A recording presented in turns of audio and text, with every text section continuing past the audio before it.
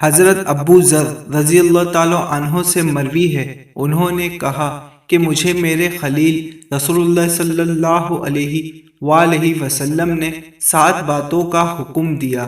Number 1، مجھے مسکین سے محبت کرنے اور ان کے قریب ہونے کا حکم دیا۔ نمبر 2، مجھے حکم دیا کہ میں اپنے سے کمتر کی طرف دیکھوں اور خود سے برتر کی طرف نہ دیکھوں۔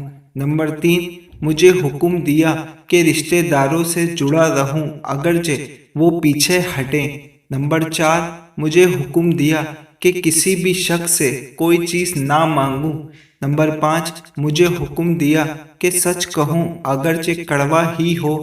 نمبر 6، مجھے حکم دیا کہ اللہ کے بارے میں کسی ملامت کرنے والے کی ملامت سے نہ ڈروں۔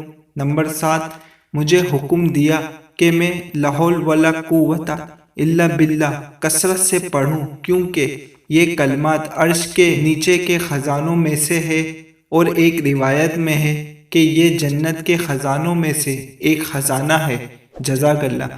حدیث پاک سمجھ آنے کی صورت میں ایک لائک ضرور کر دیے گا، اور جو لوگ چینل پہ نئے ہیں وہ چینل کو سبسکرائب کر لیں تاکہ مزید ایسی حدیث پاک آپ کو ملتی رہیں۔ اللہ حافظ۔